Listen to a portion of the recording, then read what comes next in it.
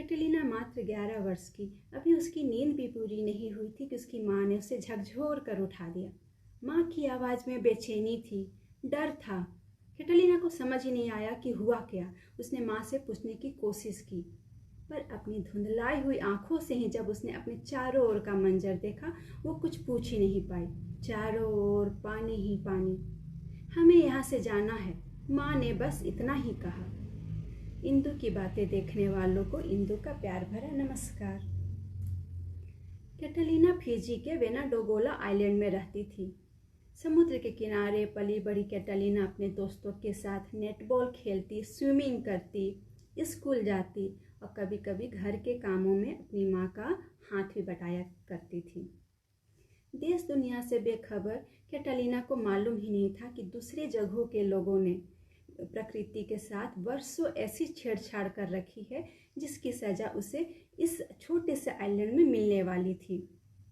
बहुत दिनों से तेज़ बारिश हो रही थी, तेज़ हवाएं भी चल रही थी, पर कल रात अचानक एक भयंकर तूफान आया और जब तक सब संभलते तब तक घर, जानवर और गांव के बहुत सारे लोग इस तूफान के शिकार हो चुके थे।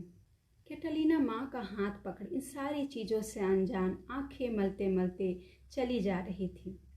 वो बार बार पीछे मुड़कर देखती, वो अपने खिलौने लेना चाहती, पर खिलौने हो तब ना।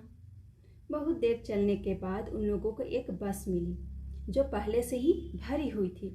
खचाखच भरे उस बस में मात्र पैर रखने की जगह थी। कैटलीना अपने माँ पिताजी के साथ बमुश्किल उस बस में सवार हुई। उसे अपनी माँ से कुछ भी पूछने की हिम्मत ही नहीं हो रही थी, क्योंकि जब भी वो अपनी माँ को देखती उसे अपनी माँ की आंखों में लबालब आंसू ही भरे दिखाई पड़ते। बस में भी जितने लोग सवार थे सभी के चेहरे उदास थे। उन लोगों के आपस में हुई बातचीत से ही कैटलीना को समझ में आया कि सी लेवल राइज होने की वजह से उसका पूरा गांव डूबने को है। इसलिए जो भी हाथ लगा उतना सामान लेकर ये लोग बमुश्किल अपनी जान बचाकर किसी तरह ऊंचाई की तरफ जा रहे हैं, जहां ये लोग एक नया गांव बनाएंगे, नया गांव बसाएंगे, एक नया घर बनाएंगे। जैसे जैसे बस में सवार कैटलीना आगे बढ़ रही थी, वैसे वैसे उसके बचपन की शैतानियाँ, बचपन के किस्से सारे पीछे छूटते चले जा रहे थे। एक रात के इस भयंकर तूफान ने उसका सारा बचपन छीन लिया था। कैटलीना की आंखों में जैसे जैसे आंसुओं के सैलाब आते जा रहे थे, उसके निश्चय और दृढ़ होते जा रहे थे कि इस बार जो नया गांव बसेगा, जो नया घर बनेगा, उसे वो इतनी आसानी से समुद्र के हवाले नहीं होने देगी।